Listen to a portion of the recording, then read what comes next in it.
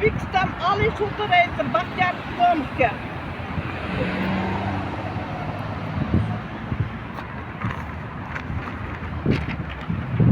O'zbekiston Respublikasi Prezidenti Shavkat Miromonovichga, O'zbekiston Oliy sudi raisi Baxtiyor Isomovga,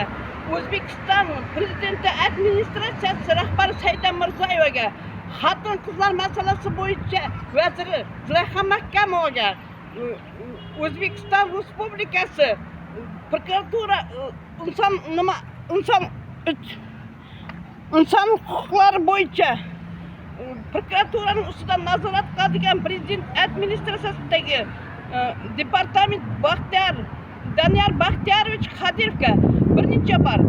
video murojaat va arizalar tashlagan bo'lsam-da, haligacha natija yo'qligi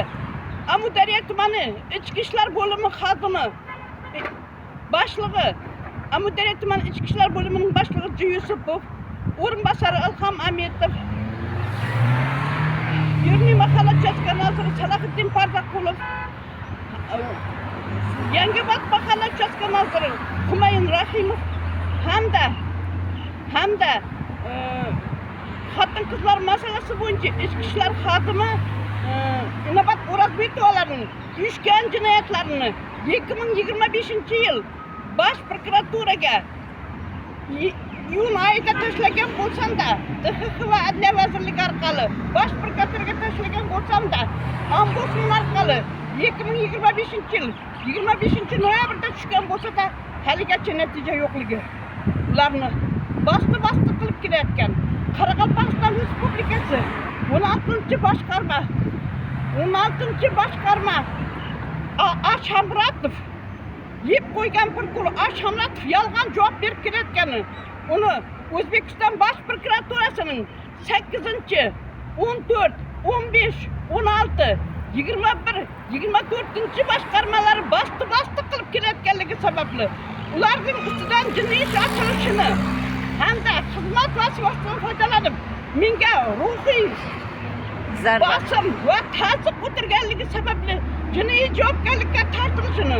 uni Bosh prokuraturada ko'rib chiqilishini bir necha bor Prezident xalq qabulxonasining rahbari Baxtiyor Jamolovning qabulida bo'lib bir necha bor ariza tashlasam-da, O'zbekiston Respublikasi Bosh prokuraturada ko'rilmayotganligi sababli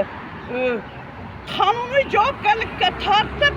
menga bosim o'tkazgan, ta'sir qilgan barcha xizmat vazifasidan foydalanib ichki ishlar xodimlari, prokuratura,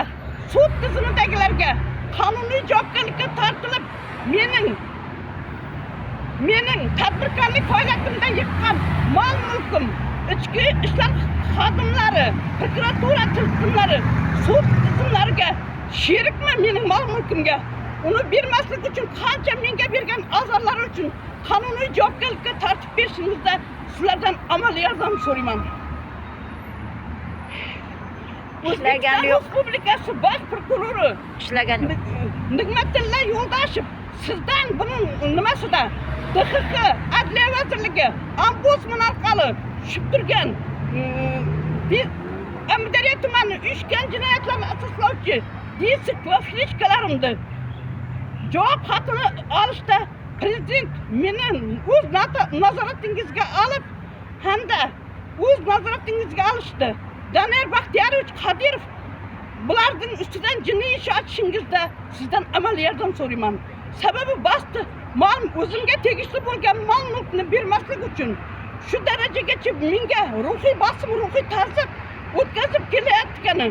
uni O'zbekiston Bosh prokuraturasi Qoraqalpog'istonning aybini yop-yop qilib kelayotganligi sababli